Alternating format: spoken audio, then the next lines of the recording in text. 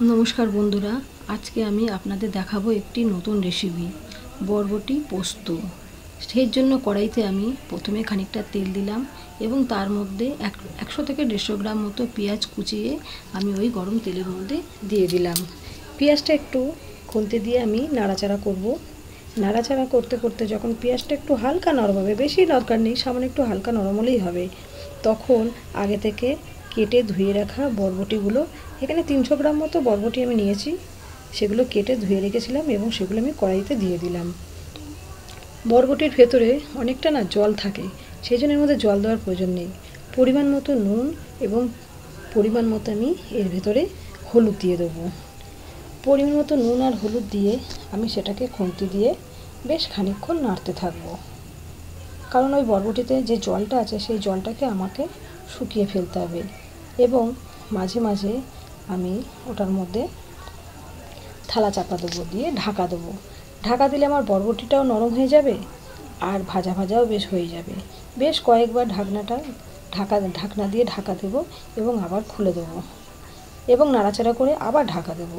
এই করতে করতে যখন দেখব বরবটির ভেতর থেকে পুরো জলগুলো শুকিয়ে গেছে আর জল নেই, তখন বুঝবো আমার বরবটিটা মোটামুটি ভালোভাবে ভাজা হয়ে গেছে বা সেদ্ধ হয়ে গেছে। এবং যখন ভাজা ভাজা হয়ে যাবে এবং তার মধ্যে আমি কিছুটা মশলা দেবো, বেশ খানিকটা পোস্ত, এখানে আমি 10 গ্রাম মতো পোস্ত নিয়েছি, 13-14 খানা মতো রসুনের কোয়া নিয়েছি এবং 4টে কাঁচা লঙ্কা নিয়েছি, সেটাকে বেটে নিয়েছি। বেটে নেওয়ার পর ওই বরবটি আর পেঁয়াজ যেটা আমি আগে থেকে ভেজে নিয়েছিলাম, সেটা যখন দেখবো ভাজা ভাজা হয়ে গেছে আর জল ছাড়ছে না, তেল বেরোচ্ছে, তখন তার মধ্যে আমি বাটা পোস্তটা দিয়ে দেবো এবং সামান্য পরিমাণ চিনি দেবো, হাফ চামচ মতো চিনি দেবো, দিয়ে আমি ওটাকে নাড়তে থাকবো।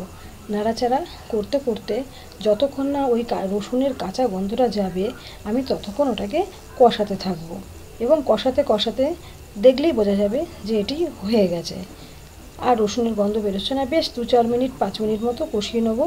গ্যাসটা অবশ্য সিম করে রাখতে হবে, জোরে দিলে হবে না।